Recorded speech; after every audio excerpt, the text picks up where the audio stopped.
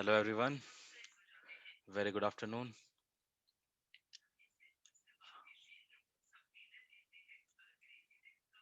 I hope I am audible to all, right? सबको आवाज आ रही है ना? Yes, Himanshu, good afternoon. Very good afternoon, yeah.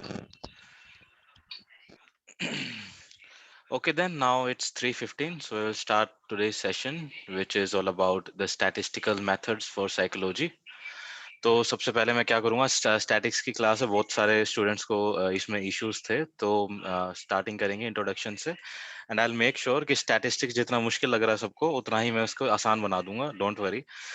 तो इसमें सबसे पहले हम इंट्रोडक्शन देखेंगे कि स्टैटिस्टिक्स होता क्या है एक्चुअल में, और मैं एक बार कंटेंट बता देता हूँ, कोर्स कंटेंट हमारे पास क्या क्या है स्टैटिक्स के लिए। सॉरी, स्टैटिस्टिक्स, ठीक है। तो सबसे पहले तो मैं इसके डिफरेंस से क्लियर कर देता हूँ, मैं भी बहुत बार गलती करता हूँ कि we have two words, similar words, एक तो होता है स्टैटिक्स और एक होता है स्टैटिस्टिक्स। तो स्टैटिक हम वर्ड हम हमेशा वहां पे यूज करते हैं जब कोई ऑब्जेक्ट या कोई भी सामान या कोई भी वस्तु क्या होती है, रेस्ट पोजीशन में होती है, जो अपनी पोजीशन चेंज नहीं करती है, उस ऑब्जेक्ट को हम बोलते हैं कि that object is in static mode, जो मूव नहीं करता, एक पोजीशन पे रहता है। But here the word is statistics. Statistics हम बोलते हैं डाटा को, जब हमारा हमारे पास कोई भी डाटा जब हम कलेक्ट करते हैं, डाटा बनाते हैं, तो उसी को हम क्या बोलते हैं, स्टैटिस्टिक्स बोलते हैं। तो हम स्टैटिस्टिक्स मेथड पढ़ेंगे कि साइकोलॉजी जो हम पढ़ रहे हैं, साइकोलॉजी में स्टैटिस्टिक्स का जो होता है क्या रोल होता है, ये हमारे लिए इंपॉर्टेंट क्यों है, और हमें क्या बेनिफिट होते हैं स्टैटिस्टिक्स पढ़ने के साइकोलॉजी में। तो हमारे पास यहाँ पे टोटल 4 ब्लॉक्स है, ठीक है। पूरा इसमें स्टैटिस्टिक्स इन्होंने एक्सप्लेन किया है, साइकोलॉजी में क्या क्या कहाँ कहाँ यूज होता है। So in block first we have the basic introduction about statistics methods. Unit 1 में हमारे पास होगा इंट्रोडक्शन टू स्टैटिस्टिक्स, जहाँ पे हम पढ़ेंगे कि हमारा क्या होता है, मीनिंग क्या होता है स्टैटिस्टिक्स का, स्टैटिस्टिक्स का मीनिंग क्या होता है, रोल क्या होता है। जब हम कोई भी रिसर्च करते हैं तो स्टैटिस्टिक्स का उसमें क्या रोल होता है, कि हम रिसर्च कर रहे हैं तो वहाँ पे स्टैटिस्टिक्स हमारे क्यों काम आएगी, है ना। कि हम यहाँ पे साइकोलॉजी में क्यों काम आएगी, हमारे रिसर्च करते हैं हम साइकोलॉजी में, तो वहाँ पे स्टैटिस्टिक्स हमें क्या हेल्प करेगी, क्यों यूज होगी। इसके बाद आ जाते हैं limitation and misinterpretation of statistics, कि इसके लिमिटेशन क्या है, इसमें खामियां क्या क्या चीजें हैं, और इस मिस इंटरप्रिटेशन होता है कि लोग इसके बारे में गलत क्या क्या सोचते हैं, गलत धारणाएं क्या है हमारी स्टैटिस्टिक्स को लेके। तो ये है। इसके बाद आता है स्केल ऑफ मेजरमेंट, कि हम स्टैटिस्टिक्स को कौन कौन से स्केल से मेजरमेंट करते हैं, ठीक है ना, मतलब नापते हैं। तो जैसे हम जैसे लेंथ को किस में नापते हैं, मीटर में नापते हैं, वेट को किस में नापते हैं, केजी में नापते हैं, और क्या कहते हैं, किसी भी लिक्विड फॉर्म को हम लीटर में हमेशा मेजर करते हैं। तो ऐसी स्टैटिस्टिक्स को कैसे कैसे हम मेजर करते हैं, ये हम इसके अंडर पढ़ेंगे। इसके बाद आ जाती है हमारी types. So we have two types of statistics, one is descriptive and others is inferential statistics. तो ये हमारा आज के टॉपिक रहेंगे मेनली, जो हम कवर करेंगे। इसके बाद हमारे पास आ जाता है सेकंड टॉपिक, ये क्या बताएगा। फर्स्ट तो पढ़ लिया हमने, इंट्रोडक्शन पढ़ लिया स्टैटिस्टिक्स के बारे में। इसके बाद सेकंड यूनिट में हमें बताएगा data organization and graphical representation. इसमें क्या होता है, डाटा ऑर्गेनाइजेशन, जो डाटा को क्या करते हैं, हम ऑर्गेनाइज करते हैं, ठीक है। हमने डाटा हम कब बोलते हैं, डाटा हम तब हम बोलते हैं जब हमारे पास बहुत सारी इंफॉर्मेशन होती है, ग्रुप्स की इंफॉर्मेशन होती है, नंबर ऑफ पीपल्स होते हैं वहां पे बहुत सारे, उनकी जो इंफॉर्मेशन को हम ऑर्गेनाइज करते हैं, एक प्रॉपर पैटर्न में हम उसको क्या करते हैं, फॉर्म करते हैं, रिप्रेजेंट करते हैं, तो उसको हम बोलते हैं डाटा ऑर्गेनाइजेशन, ठीक है, कि हमने डाटा को कैसे ऑर्गेनाइज किया है। Then it says about graphical representation, है ना, कि जैसे हम बहुत सारी तुमने देखते होगे न्यूज में या फिर वेदरकास्ट में, सब जगह हम क्या करते हैं आजकल, ग्राफिकल रिप्रेजेंटेशन करते हैं, ग्राफ बना देते हैं, या फिर कोई बार ग्राफ बनाते हैं जिसमें छोटी छोटी बिल्डिंग्स टाइप में दिखते हैं ना, बॉक्सेस टाइप में दिखते हैं, या फिर ग्राफ में एक लाइन होती है छोटी सी, या फिर हम अलग अलग तरह के ग्राफ होते हैं। तो पूरा का पूरा डाटा मैंने क्या किया, ग्राफ के थ्रू मैंने रिप्रेजेंट कर दिया, ठीक है। तो उसको हम बोल देंगे ग्राफिकल रिप्रेजेंटेशन। तो सेकंड यूनिट फर्स्ट में इंट्रोडक्शन पढ़ने के बाद हम ये सीखेंगे कि हम सारे डाटा को कैसे ऑर्गेनाइज कैसे करते हैं, एक मीनिंगफुल पैटर्न में कैसे हम शो करते हैं। उसके बाद हमारा जाता है ग्राफिकल रिप्रेजेंटेशन, कि ऑर्गेनाइज करने के बाद हम उसको रिप्रेजेंट कैसे करेंगे ग्राफिकल फॉर्म में, ठीक है। इसके बाद आ जाता है हमारी जो ब्लॉक सेकंड है, हम वो हमें बताएगी measures of central tendencies and variabilities, ठीक है। तो जब हमने ऑर्गेनाइज कर लिया डाटा को, ग्राफिकल रिप्रेजेंट कर लिया, तो अब हम मेजर करेंगे, किसको मेजर करेंगे, सेंट्रल टेंडेंसी एंड वेरिएबिलिटीज, ठीक है। कि पूरे डाटा को सेंट्रलाइज तरीके से मैं कैसे मैं कैलकुलेट कर सकता हूँ, मेजर कर सकता हूँ। जैसे सपोज कि मैंने 10 डिफरेंट टाइप्स ऑफ पेन खरीदे हैं, ठीक है, तो पेन खरीद लिया मैंने 10, एक का प्राइस था 5 रुपए, एक का था 10 रुपए, और 4 पीसेस का था 50 रुपए, और 6 का था, मतलब अलग अलग फेयर था सबका, अलग अलग, सॉरी, अलग अलग उनकी कीमत थी, अलग अलग उनका क्या था, प्राइस था सब पेन्स का। तो सेंट्रल टेंडेंसी मेजर क्या होगा कि सपोज कि मैंने अलग अलग पेन खरीद लिए अलग अलग रेट से, अब मैं निकालना चाह रहा हूँ एक सेंट्रल टेंडेंसी का, मेजर करना चाह रहा हूँ कि मेरा कुल मिला के कितना पैसा लगा और कुल मिला के मेरी एवरेज कितनी गई, एक पेन पे मेरे कितने पैसे गए। सपोज मैंने 2 पेन खरीदे हैं, ठीक है, और एक पेन का प्राइस है 5 रुपए और दूसरे पेन का प्राइस है 15 रुपए, ठीक है, तो मेरे कितने टोटल रुपए खर्च हुए, मेरे टोटल खर्च हुए 20 रुपए टोटल। मैं क्या बोल रहा हूँ, टोटल बोल रहा हूँ, ठीक है, तो टोटल मेरे 20 रुपए खर्च हुए 2 पेन खरीदने में। तो मेरे एवरेज निकालूंगा, तो एवरेज कैसे निकालते हैं कि टोटल जितने मेरे कितने पैसे खर्च हुए, एक पेन के 5 रुपए लिए, एक के पेन के 15 के, दोनों को मिला दिया, कितने हो गए, 15 + 5, 20 हो गए। और डिवाइड कर दूंगा, कितने टोटल पेन है हमारे पास, 2 पेन है। तो जब मैं 20 को 2 से डिवाइड कर दूंगा तो मेरे पास आंसर आ जाएगा 10, राइट। तो मैं अगर लिख देता हूँ यहाँ पे, अगर किसी को थोड़ा सा अगर इसमें इशू आ रहा हो समझने में, तो सपोज मैंने एक पेन लिया 15 रुपए में, ठीक है, और एक पेन लिया मैंने 5 रुपए में, तो टोटल इनका कितना हो जाएगा, टोटल रुपीज हो जाएंगे 20 रुपए की, मैंने 20 रुपए खर्च किए। और अगर 20 को मैं 2 से डिवाइड कर दूंगा, नंबर ऑफ पेन्स जो मैंने खरीदे हैं, तो मेरा आंसर क्या आ जाएगा, मेरा आंसर आ जाएगा 10।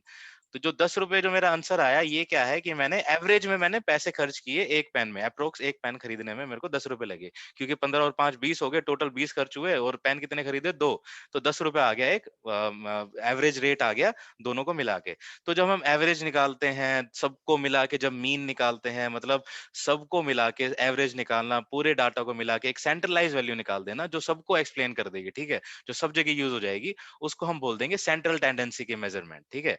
अब इसमें सेंट्रल मेजरमेंट को इसने बताया है concept of central tendency of data, कि इसका कॉन्सेप्ट क्या है, सेंट्रल टेंडेंसी वाले डाटा को हम क्यों निकालते हैं, और इसमें क्या क्या कैलकुलेट करते हैं, मीन, मीडियन, मोड, ठीक है। तो ये हम सब डाटा से हम कैलकुलेट करते हैं, मीन, मीडियन, मोड, ये बाद में एक्सप्लेन करूंगा। और इसके बाद प्रॉपर्टीज क्या होती है हमारी टेंडेंसीज की, सेंट्रल टेंडेंसी वाली जो कैलकुलेशन कर रहे हैं, उसके एडवांटेजेस क्या होती है, फायदे क्या होते हैं, उसके नुकसान क्या होते हैं, इन सब चीजों को कैलकुलेट करने के बाद इसके बाद आ जाता है computation of measures of central tendency in ungrouped and grouped data. तो दो तरह के डाटा हो गए, एक तो ग्रुप और एक अनग्रुप। ग्रुप और अनग्रुप में क्या डिफरेंस हो जाएगा, ग्रुप डाटा हो जाएगा जहां पे एक ही तरह के डाटा, मतलब एक ही तरह से मैंने ग्रुप कर रखा, सपोज कि मैंने बोल दिया क्लास 7 के स्टूडेंट्स, तो क्लास 7 के स्टूडेंट क्या हो जाएगा, ग्रुप डाटा हो जाएगा, क्यों, क्योंकि वो सभी क्लास 7 से बिलोंग करते हैं। अनग्रुप डाटा कौन सा हो जाएगा, अनग्रुप डाटा वो हो जाएगा जहां पे सब लोग एक ग्रुप से नहीं बिलोंग करेंगे। मैंने बोल दिया सपोज कि सब लड़के जो 5th 6th 7th 8th class में पढ़ते हैं, तो ये क्या हो जाएगा, अनग्रुप डाटा हो जाएगा, क्योंकि सब क्या है, अलग अलग क्लासेस से पढ़ते हैं। तो अनग्रुप में मतलब जिनको हम ग्रुप नहीं कर सकते। तो ये हमने पढ़ लिया सेंट्रल टेंडेंसी के बारे में। इसके बाद बताएगा इंट्रोडक्शन ऑफ मेजर ऑफ वेरिएबिलिटीज, ठीक है। तो वेरिएबिलिटीज होता है कि वेरिएबल, वेरिएबल वर्ड का अगर मीनिंग सबको पता हो, नहीं तो मैं बता देता हूं। वेरिएबल का मतलब होता है कि जो जो वैल्यू हमेशा क्या करती है, चेंज होती है, जो फिक्स नहीं रहती है, ठीक है, उसको बोलते हैं वेरिएबल, ठीक है। जो हमेशा वैल्यू जो चेंज होगी, जो कभी भी फिक्स नहीं होगी, उसको हम बोल देंगे वेरिएबल। अब वेरिएबल में क्या होता है, वेरिएबल हमारे पास डिफरेंट टाइप्स ऑफ वेरिएबल्स आते हैं, सपोज। और वेरिएबल हम किसे बोलते हैं, कि मैंने बोला कि मेरे पास क्लास 7 के सब स्टूडेंट्स की लिस्ट है, ठीक है।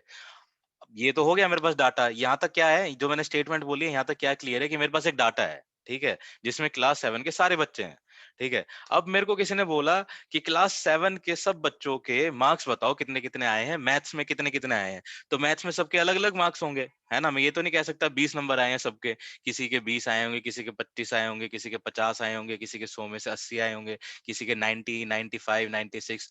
तो क्या हो जाएगा, ये जो मार्क्स जो मैं बोल रहा हूँ ना कि कितने कितने मार्क्स आए हैं, उसको हम बोलेंगे वेरिएबल, क्योंकि ये क्या है, ये चेंज हो रहा है सबके लिए, राइट। तो वेरिएबल क्या होते हैं, जो चेंज होते हैं। तो हम क्या करेंगे यहाँ पे यूनिट 4 में क्या सीखेंगे कि हम वेरिएबल को कैसे कैलकुलेट करेंगे, कैसे हम उसको मेजर करेंगे, ठीक है। और वेरिएबल क्या होते हैं, वेरिएबल अलग अलग टाइप्स के होते हैं, और एक ही जगह दो वेरिएबल भी हो सकते हैं। जैसे मैंने बोल दिया कि मैथ्स के मार्क निकालो, तो ये एक वेरिएबल हो गया। और फिर मैंने बोल दिया कि इंग्लिश के भी मार्क्स बताओ कितने कितने आए हैं, तो यहाँ पे वेरिएबल कितने हो जाएंगे, दो हो जाएंगे। एक तो मैथ वेरिएबल हो जाएगा, क्योंकि मैथ के भी डिफरेंट मार्क्स हैं सब स्टूडेंट्स के। और फिर इंग्लिश के मैं बोल रहा हूँ, तो इंग्लिश भी एक अलग वेरिएबल हो जाएगा जिसमें अलग अलग मार्क्स आए हैं सबके। तो किसी भी डाटा में हमारे पास वेरिएबल वो होता है जो हमेशा चेंज होता है, जो वैल्यू सबकी चेंज होती है। और ये अलग अलग टाइप के वेरिएबल्स हो, अब बहुत सारे वेरिएबल भी हो सकते हैं एक कैलकुलेशन में, ठीक है। एक ग्रुप में हम अलग अलग तरह के वेरिएबल निकाल सकते हैं। इसके बाद आ जाता है कंप्यूटेशन ऑफ मेजर ऑफ वेरिएबिलिटीज, कि हम वेरिएबिलिटीज को मेजर कैसे करते हैं। तो मेजर करने के कुछ यहाँ पे तरीके बता रखे हैं, जैसे रेंज है, क्वार्टाइल डेविएशन, एवरेज डेविएशन, ठीक है, स्टैंडर्ड डेविएशन। तो ये सब क्या होता है, वेरिएबल को कैलकुलेट करने के तरीके होते हैं, ठीक है। ब्लॉक 3 में क्या बताएगा, ब्लॉक 3 में हमें ये बताएगा कि कोरिलेट कैसे करना है, ठीक है। कोरिलेट मतलब कि वेरिएबल्स को हम क्या कर देंगे, यहाँ पे रिलेशन निकालेंगे, उनका आपस में रिलेशन क्या बनेगा। कोरिलेट मतलब यही होता है ना कि आपस में हम कैसे रिलेट कर पा रहे हैं चीजों को। तो यहाँ पे कैलकुलेशन कर लिया हमने, वेरिएबल को भी कैलकुलेट कर लिया, ग्रुप को भी मैंने क्या कर दिया, डाटा मैंने रिप्रेजेंट कर दिया, और सारी चीजों को मैंने ऑब्जर्व कर लिया। तो अब मैं क्या करूंगा, कोरिलेट करूंगा। जैसे फॉर एग्जांपल अगर मैं दूं कि जैसे मैथ में भी किसी के 95 आए हैं और इंग्लिश में भी किसी के 95 आए हैं, ठीक है। तो मैं दोनों को कोरिलेट करके मैं ये बता सकता हूँ कि भाई ये इस बच्चे के कम से कम सब एग्जाम में अगर मैं मिला दूं तो इसके 60-70% से नंबर ज्यादा ही बनेंगे, अगर इसके बाकी सब्जेक्ट में नंबर कम भी आएंगे तो मैंने क्या किया, कोरिलेट कर दिया। तो और भी बहुत सारे एग्जांपल होते हैं, क्लियर वे में हम इसको बताएंगे। मैं अभी बस आपको कंटेंट बता रहा हूँ कि हम इसमें स्टैटिस्टिकल मेथड्स ऑफ साइकोलॉजी में हम क्या क्या पढ़ेंगे, इसमें हमारा एक्चुअल में सब्जेक्ट क्या है, ये हमें क्या क्या इसमें कवर करना है, ठीक है। कि हमें इतनी टेंशन क्यों हो रही है कि स्टैटिस्टिक्स मेथड्स में हमें प्रॉब्लम हो रही है, समझ में नहीं आ रही है चीजें। तो मैं इसको मैं पहले ही आपको बता दूंगा कि हमें पढ़ना क्या क्या है, क्या क्या हमें कवर करना है, ठीक है। तो इसके बाद जब हम कोरिलेशन हम डिफाइन कर देंगे तो उसके बाद क्या आ जाएगा, नॉर्मल प्रोबेबिलिटी डिस्ट्रीब्यूशन, ठीक है। तो प्रोबेबिलिटी डिस्ट्रीब्यूशन क्या हो जाती है, जहां पे भी हमारे पास ग्रुप होता है, ठीक है, जहां पे भी हमारे पास ग्रुप होता है तो हम वहां पे क्या होती है, हमेशा संभावना होती है।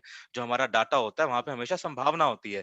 जैसे बहुत सारे एग्जांपल है इसके, जैसे तुमने पढ़ा होगा जो 10th में तो मैथ पढ़ी होगी, 10th तक तो सबने। तो उसमें प्रोबेबिलिटी का चैप्टर होता है कि एक बैग में 50 हाँ। बॉल्स रखी हैं, कोई व्हाइट कलर की है, रेड कलर की है, ब्लैक कलर की है। तो और मैंने एक बॉल निकाली उसमें से, बैग में से। तो क्या प्रोबेबिलिटी है, क्या चांसेस है कि वो बॉल रेड कलर की होगी, क्या चांसेस है कि वो बॉल व्हाइट कलर की होगी, तो क्या चांसेस है कि वो बॉल ब्लैक कलर की होगी, और क्या चांसेस है कि ये बॉल मतलब कोई भी कलर की होगी। तो हम प्रोबेबिलिटी वहां पे निकालते हैं कि चांसेस क्या क्या होते हैं, राइट। तो स्टैटिक्स पूरा पढ़ने के बाद हम स्टैटिक्स को कहाँ भी अप्लाई करते हैं, स्टैटिक्स को हम अप्लाई करते हैं प्रोबेबिलिटी डिस्ट्रीब्यूशन में भी, कि हम संभावनाएं कैसे निकालते हैं, संभावनाओं को कैसे कैलकुलेट करते हैं स्टैटिस्टिक्स की हेल्प से। तो ये बेसिकली हमारे पास यहाँ पे 4 ब्लॉक्स हैं। तो आई होप कोर्स कंटेंट सबको क्लियर हो गया होगा कि हमें यहाँ पे पढ़ना क्या है, इस स्टैटिस्टिक्स के अंदर पढ़ना क्या है। तो बिल्कुल भी प्रॉब्लम नहीं है। सबसे पहले तो मैं ये बोलना चाहूंगा कि स्टैटिस्टिक्स सबसे इजी सब्जेक्ट होगा जो हम पढ़ने वाले हैं अभी तक का, ठीक है। ये मेरा प्रॉमिस है सबके साथ कि सबसे ज्यादा इजी सब्जेक्ट होगा जो हम पढ़ने वाले हैं, क्योंकि इसमें कुछ है ही नहीं। तुम्हें पता है कि मैंने अभी तक स्टैटिस्टिक्स का असाइनमेंट भी नहीं बनाया है, मैंने सबसे लास्ट के लिए रखा हुआ है कि कोई बात नहीं, मैथ के क्वेश्चन ही तो है, सीधा क्वेश्चन लिखना है, कैलकुलेट करना, हो जाएगा, खत्म। ज्यादा मुझे सर ये 5 सारी 11th की स्टैट्स है। सब 11 के 11 से पहले भी आए हैं, मेरे को तो ऐसे लगता है। मीन मीडियन मोड जिसने 10th मैथ में, पढ़ा हाँ जी होगा। 10th में थे, बट 11th में ज्यादा बेटर हाँ, तरीके से दिए हैं 11th क्योंकि में बहुत 11th में सारा। पूरी बुक थी। हाँ, 11 में पूरा मतलब डिटेल्स में दिया हुआ था। तो जो मैथ हाँ बैकग्राउंड जी। के हैं तो उनको तो लगता है, उनको लिए तो इजी होगा, जहां तक मुझे लगता नहीं है कि सर, इको इको में भी है ये पूरा इको का है। हाँ। इको का एक सब्जेक्ट होता है अच्छा स्टैटिस्टिक्स, अच्छा वो है ये पूरा। अच्छा अच्छा। हाँ, मतलब इकोनॉमिक्स वालों को भी पता होगा, मैथ्स वालों को भी पता होगा। अब जो आर्ट वाले हैं उनको शायद दिक्कत होगी, या जिन्होंने 10th तक मैथ अच्छे से नहीं पढ़ी, उसके बाद आर्ट सब्जेक्ट से अगर वो आगे बढ़ रहे हैं तो शायद उनको प्रॉब्लम आ रही होगी। मैथ टर्म देखते ही दिमाग खराब हो जाता होगा कि यार ये सब क्या क्या दिया हुआ है, क्या कैसे कैसे कैलकुलेट करना है। तो कुछ टेंशन मत लेना, जो भी हम कैलकुलेट करेंगे सिर्फ हमें डाटा को कैलकुलेट करना है कि हमारे पास 10 लोग हैं, तो 10 लोगों को मिला के ये क्या आंसर आएगा, 10 लोगों की ये क्वालिटी की मैं आंसर कैसे निकालूंगा, 10 लोगों की ये अलग क्वालिटीज हैं, तो उसको मैं कैलकुलेट कैसे करूंगा, और जो जो मैंने कैलकुलेट किया है उससे अपना क्या कंक्लूजन निकालूंगा, राइट। कि मेरा क्या कंक्लूजन निकला है इसमें एट द एंड। और यही हम साइकोलॉजी में स्टैटिस्टिक्स का क्या करते हैं, यूज करते हैं।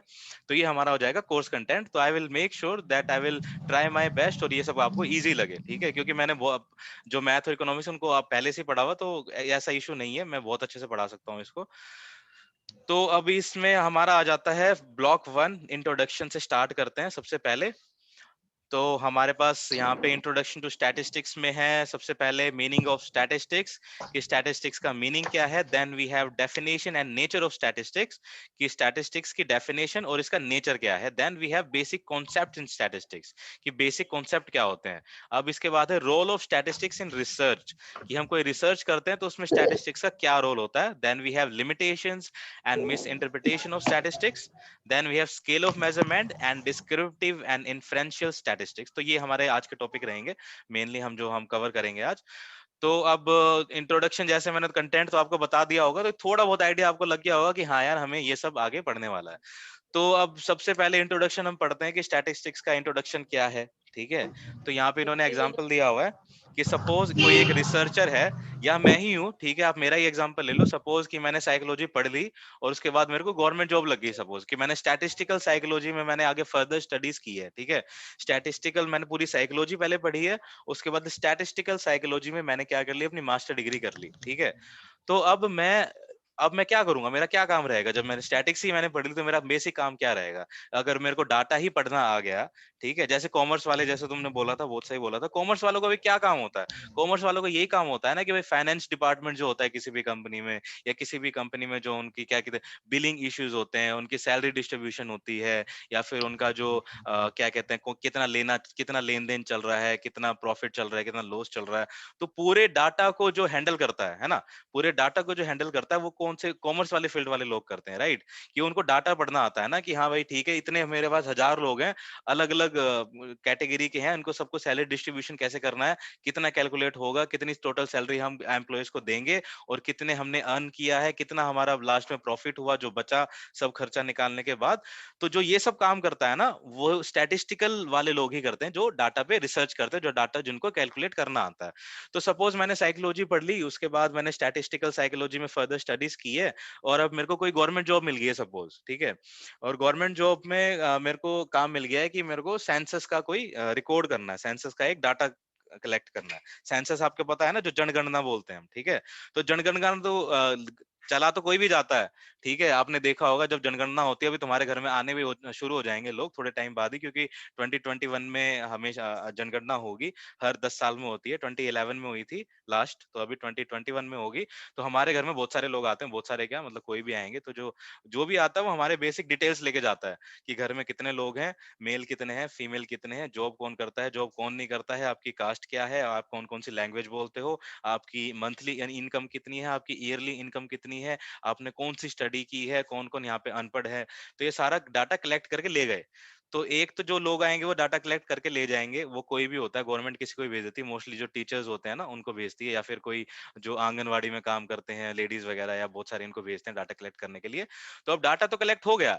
अब गवर्नमेंट डाटा कलेक्ट क्यों कर रही है? गवर्नमेंट डाटा इसलिए कलेक्ट कर रही है कि डाटा कलेक्ट करने के बाद वो एक कंक्लूजन बना सके कि हमारे इंडिया में इतने तरह के लोग हैं, ये कैटेगरीज हैं, इतने मेल्स हैं, इतने फीमेल्स हैं, हमारे पास इतने पढ़े लिखे लोग हैं, इतने अनपढ़ लोग हैं, हमारे पास इतने लोग हैं जो इससे बिलो कमाते हैं, हमारे पास इतने लोग हैं कि इससे ज्यादा कमाते हैं, ठीक है। तो लास्ट में क्या निकलेगा? कंक्लूजन निकलेगा, ठीक है। तो एक कंक्लूजन तो निकाल दे जो स्टेट अवे है कि हमारे पास कितने लोग हैं, कितने मेल फीमेल है। अब एक कंक्लूजन आ जाता है कि साइकोलॉजी की हेल्प यहाँ पे क्यों पड़ती है। कि सपोज मैंने ह्यूमन साइकोलॉजी पढ़ी है, तो मेरे को अब ये पता है कि लोगों की मेंटेलिटी कैसी होती है, ठीक है। तो अब मैं क्या करूंगा, मेरे को दिए एक रिसर्च करने के लिए, मेरे पास रिसर्च करने के मेरे पास डाटा आ गया, जितना भी सेंसस का डाटा जो किया था ना, कैलकुलेट किया था, अब मेरे टेबल पे आ गया वो। तो अब मैं क्या करूंगा कि अगर मेरे को ये पता चल गया कि हमारे इंडिया में 60% लोग क्या है, पांचवी से ज्यादा नहीं पढ़े, फिफ्थ क्लास से ज्यादा नहीं पढ़े, ठीक है। तो फिफ्थ क्लास से ज्यादा नहीं पढ़े, तो मैं क्या करूंगा, इस बेसिस पे अपना एक थेसिस तैयार, अपनी एक प्रेजेंटेशन तैयार करूंगा कि भाई हमारे देश में 60% से लोग पढ़े लिखे कम है, 60% से ज्यादा लोग। तो इसका मतलब ये होता है, अब जब मैंने बोल दिया ना इसका मतलब ये होता है, इसका मतलब ये हो गया कि अब मैं क्या करूंगा, अपनी जो साइकोलॉजी की जो थ्योरीज हैं वो मैं अप्लाई करूंगा। कि अगर यहाँ हमारे पास 60% अनपढ़ लोग हैं, इसका मतलब उनके पास अर्निंग भी अच्छी नहीं है, इसका मतलब वो ग्रुप 4 से बिलोंग करते हैं, इसका मतलब वो ग्रुप बीपीएल से बिलोंग करते हैं, इसका मतलब उनके पास ज्यादा फैसिलिटीज नहीं है, इसका मतलब कि वो गरीब लोग हैं, इसका मतलब उनकी मेंटेलिटी ऐसी होगी, ठीक है। तो ये काम कौन करेगा? ये काम वो करेगा जो साइकोलॉजी एक्सपर्ट होगा, ठीक है। कि उसको काम ही है कि डाटा उसके सामने आ गया, अब उसको ये बताना है कि भाई कंक्लूजन क्या क्या है तुम्हारा, क्या तुम क्या तुम्हें क्या लग रहा है कि हमारे पास इस तरह के लोग हैं, इतने इतने लोग हैं, इतने मेल्स हैं, इतने फीमेल्स हैं, तो हमारे सोसाइटी पे हमारे क्या इम्पैक्ट पड़ रहा है, सोसाइटी को हम कैसे डेवलप कर सकते हैं, कैसे मेंटेलिटी चेंज कर सकते हैं, तुम्हारा क्या आइडिया है, तुम्हारा क्या पर्सपेक्टिव है, परसेप्शन है अगेन, ठीक है। तो ये आ जाता है हमारा इंट्रोडक्शन के अंदर। तो जब भी हम रिसर्च करते हैं, तो यहाँ पे एग्जांपल दिया हुआ है, एक रिसर्चर है, उसने एक रिसर्च की है, इमोशनल इंटेलिजेंस और self esteem of adolescent in India. ठीक है, कोई एक रिसर्चर है, उसने एक रिसर्च की है इमोशनल इंटेलिजेंस पे और सेल्फ एस्टीम। सेल्फ एस्टीम होता है कि हमारा जो खुद का कॉन्फिडेंस होता है, ठीक है, कि हमारा सेल्फ कॉन्फिडेंस क्या है या फिर हमारी सेल्फ रिस्पेक्ट क्या है खुद के लिए। तो इस पे किसी ने रिसर्च किया। उसके बाद क्या बोल रहा है कि रिसर्च किया उसने बोथ मेल्स एंड फीमेल्स पे with the help of standardised one second, with the help of standardised tools for emotional intelligence and testing. उसके बाद कुछ कुछ टूल्स थे या फिर उसके बाद नंबर ऑफ क्वेश्चंस थे जिसके अकॉर्डिंग उसने क्या किया, डाटा कलेक्ट कर लिया।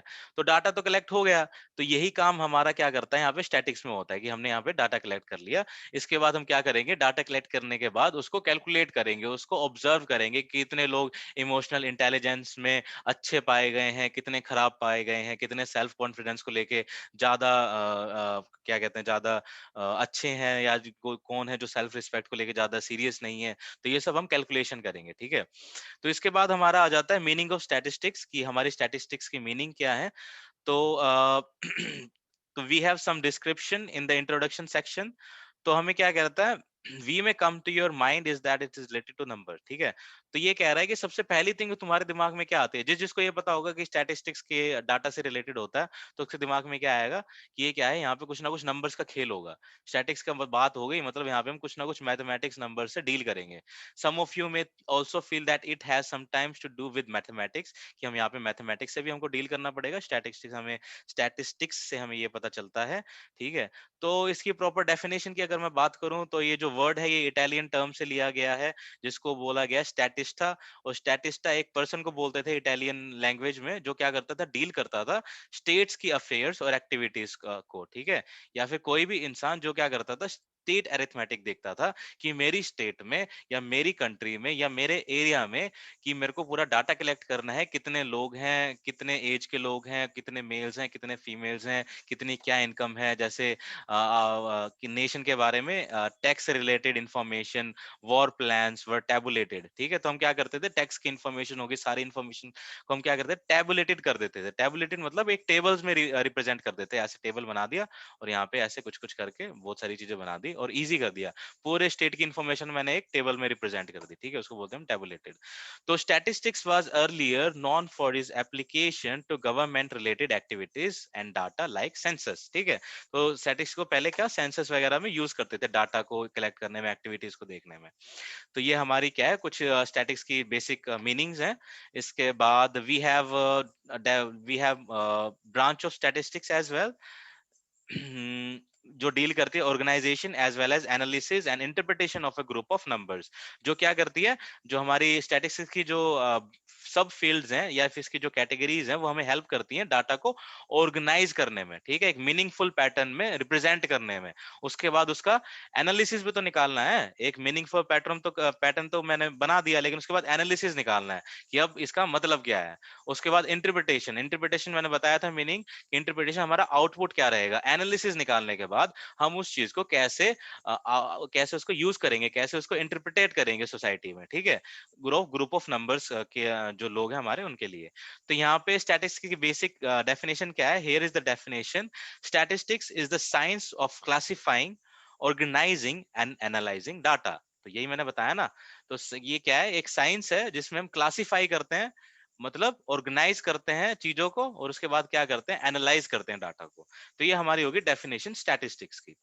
And it can be explained as procedure that involves not only description of data but drawing of inferences as well, ठीक है। तो यहाँ पे हम सिर्फ डाटा को क्या करते हैं, कलेक्ट करके उसको डिस्क्राइब नहीं करते, उसको क्या करते हैं, ड्रॉ भी करते हैं इन्फ्रेंसेस में, ठीक है। उसको अलग अलग फॉर्म में उसको रिप्रेजेंट भी करते हैं, ड्रॉ भी करते हैं। तो ये हमारा बेसिक यहाँ पे आइडिया हो जाएगा स्टैटिस्टिक्स का। हमारे यहाँ पे 2 ब्रांचेस हैं, descriptive statistics and inferential statistics. ये सबसे लास्ट में टॉपिक आएगा इस चैप्टर के। तो अभी यहाँ पे क्या है, in order to understand the nature of statistics, Mohanty and Mishra 2016 highlighted the following points, ठीक है। तो यहाँ पे जो 2 साइंटिस्ट थे या साइकोलॉजिस्ट थे, उन्होंने कुछ पॉइंट्स बताए हैं स्टैटिस्टिक्स को लेके। 2016 में क्या बताया उन्होंने, statistics can be termed as a science in which the facts related to social events are observed, recorded and computed, ठीक है। तो स्टैटिस्टिक्स एक टर्म है जहाँ पे क्या करते हैं हम, सोशल इवेंट्स को कि हमारी सोसाइटी में जो इवेंट्स होते हैं उसको ऑब्जर्व करते हैं, उसको रिकॉर्ड करते हैं और उसके बाद क्या करते हैं, उसको कंप्यूटेड करते हैं। कंप्यूटेड मतलब उनको कैलकुलेट करते हैं, ठीक है। और फिर ये क्या कह रहा है, organisation of data. Organisation of data में क्या करते हैं, it's classification analysis are the process involved in statistics. Organisation मतलब कि एक कैटेगरी के अलग कर दिए, दूसरी कैटेगरी के अलग कर दिए, तीसरी कैटेगरी के अलग कर दिए और उसके बाद उनका एनालिसिस करना। तो ये मेरे लिए इजी हो जाएगा ना कि सपोज मेरे पास एक डाटा है, ठीक है, और उस डाटा में सपोज मेरे पास 100 बंदों की लिस्ट है, 100 लोगों की लिस्ट है। उसी लिस्ट में मेरे पास 6th क्लास के बच्चे हैं, 7th के भी हैं, 10th के भी हैं, 12th के भी हैं, बीए के भी हैं, बीटेक के भी हैं। तो मेरे को कैलकुलेट करने में क्या होगी, बड़ी प्रॉब्लम होगी। तो मैं क्या करूंगा, मेरा स्टेप क्या होगा, let me organise my data, ठीक है, let me organise this data in a meaningful pattern so that the calculation will be easier for me, right. तो हम क्या करेंगे, 6th क्लास वालों को अलग कर देंगे, 7th को अलग कर देंगे, 8th को अलग कर देंगे, बीए वालों को अलग कर देंगे, बीटेक वालों को अलग कर देंगे। उसके बाद मैं चीजों को क्या करूंगा, कैलकुलेट करूंगा। तो this comes under organisation of data. इसके बाद क्या आता है, इसके बाद आता है हमारा various events and phenomenons can be described, explained and compared with the help of statistics. तो स्टैटिस्टिक्स हमें किस चीज में हेल्प करता है, ये वो फिनोमिना है जो क्या करता है, वेरियस इवेंट्स को, अलग अलग इवेंट्स को डिस्क्राइब करता है, एक्सप्लेन करता है, उसके बाद क्या करता है, कंपेयर करता है आपस में, ठीक है। तो ये हम किसकी हेल्प से करते हैं, स्टैटिस्टिक्स की हेल्प से करते हैं। The next point we have is a scientific inquiry that can be systematically interpreted and predicted with the help of statistics, and in this regard statistics can also help in decision making, ठीक है। अब decision making में कैसे help करेगा कि मैंने data को collect किया, फिर उसको ऑर्गेनाइज किया, कैटेगरी वाइज मैंने ऑर्गेनाइज कर दिया, फिर उससे मैंने उसको कैलकुलेट किया और फिर मेरे को इससे क्या हेल्प पता चलेगी, तो मैं डिसीजन ले सकता हूँ ना। जैसे सपोज मैंने पहले भी एक दो बार शायद ये एग्जांपल दिया, सपोज मैंने 10 गांव के डाटा कलेक्ट किया, ठीक है, और उसके बाद मुझे पता चला कि 10 में से 2 गांव ऐसे हैं जहां पे जो बच्चे हैं पढ़ते ही नहीं है बिल्कुल ही। बाकी 8 गांव में तो बच्चे क्या करते हैं, बीए के लिए पढ़ रहे हैं, बीटेक कर रहा है, कोई बीकॉम कर रहा है, वो मतलब हायर स्टडीज के लिए जा रहे हैं। लेकिन 2 गांव ऐसे हैं जहां पे 10th के बाद बच्चे नहीं पढ़ते, 80% बच्चे वहां पे क्या करते हैं, वहां पे नहीं पढ़ते। तो उस इंफॉर्मेशन से मुझे क्या बेनिफिट होगा, मुझे ये बेनिफिट होगा कि मैं डिसीजन ले सकता हूं, गवर्नमेंट को बोल सकता हूं, उसकी हेल्प कर सकता हूं, या पर्सनल लेवल पे डिसीजन ले सकता हूं कि मुझे इन 2 गांवों में ज्यादा एजुकेशन की मुझे पब्लिसिटी करने की ज्यादा जरूरत है, बिकॉज यहाँ पे जो बच्चे हैं वो 10th के बाद नहीं पढ़ते हैं। तो डिसीजन मेकिंग में मुझे हेल्प मिली ना।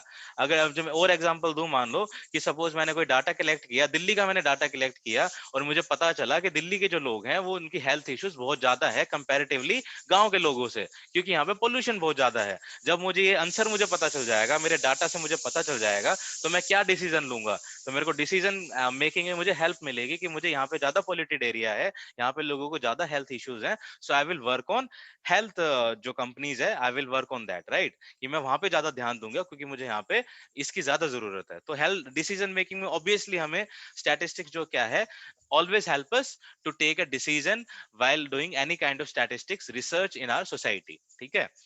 तो इसके बाद आ जाता है हमारा बेसिक कॉन्सेप्ट इन स्टैटिस्टिक्स। तो बेसिक कॉन्सेप्ट क्या हो जाता है हमारे स्टैटिस्टिक्स में, अभी तक मीनिंग यहाँ पे सबको समझ में आ गया होगा, आई होप सबको समझ में आ गया होगा। अगर नहीं आया समझ में तो अभी मुझसे पूछ लो पहले ही, ठीक है। बहुत सारे बच्चे होंगे क्या पता ना समझ में आया, तो I will explain one more time, क्योंकि इंट्रोडक्शन बहुत ज्यादा जरूरी है। इसके बाद सिर्फ कैलकुलेशन बचेगा, मैं तुम्हें प्रॉमिस करता हूँ। 1 और 2 यूनिट, शुरू की 2 यूनिट है, उसमें हमें थोड़ा सा पढ़ना है, उसके बाद हम सिर्फ कैलकुलेशन करेंगे। कैलकुलेशन करेंगे, नई नई कैलकुलेशन, नया नया वर्ड। एक नई कैलकुलेशन उसको हम बोल देंगे मीन, एक नई कैलकुलेशन आएगी उसको हम बोल देंगे मोड, एक नई कैलकुलेशन आएगी उसको हम बोल देंगे मीडियन, एक नई कैलकुलेशन आएगी उसको हम बोल देंगे स्टैंडर्ड डेविएशन। तो सिर्फ कैलकुलेशन आएगी, सिर्फ बेसिक मीनिंग हमारा इस यूनिट के अंदर ही है। तो अगर किसी को कोई डाउट है अभी तो मुझे बता दे एक बार पहले। कोई डाउट नहीं है। कोई डाउट नहीं है ना, एनीवन एल्स?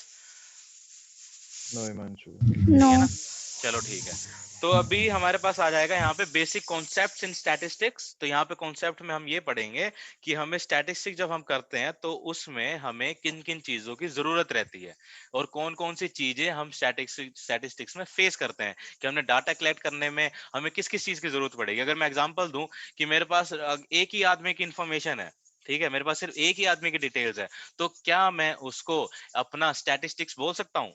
एक ही आदमी की इंफॉर्मेशन होगी तो क्या मैं उसको स्टैटिस्टिक्स बोल सकता हूँ? नहीं बोल सकता। एक स्टैटिस्टिक्स होने के लिए, एक डाटा होने के लिए मेरे पास कम से कम ग्रुप ऑफ मेंबर्स होने चाहिए, मेरे पास बहुत सारे नंबर्स होने चाहिए, तभी मैं उसको स्टैटिस्टिक्स बोलूंगा। तो इसी को हम बोलते हैं यहाँ पे पॉपुलेशन। ठीक है, तो फर्स्ट टर्म हमारा जाता है पॉपुलेशन, कि हम रिसर्च किस पे कर रहे हैं। This term can be use to describe the persons, या फिर ऑब्जेक्ट्स, या फिर एलिमेंट्स, या फिर एनिमल्स, या फिर reactions that display a pattern और कैरेक्टरिस्टिक्स दैट इज यूनिक।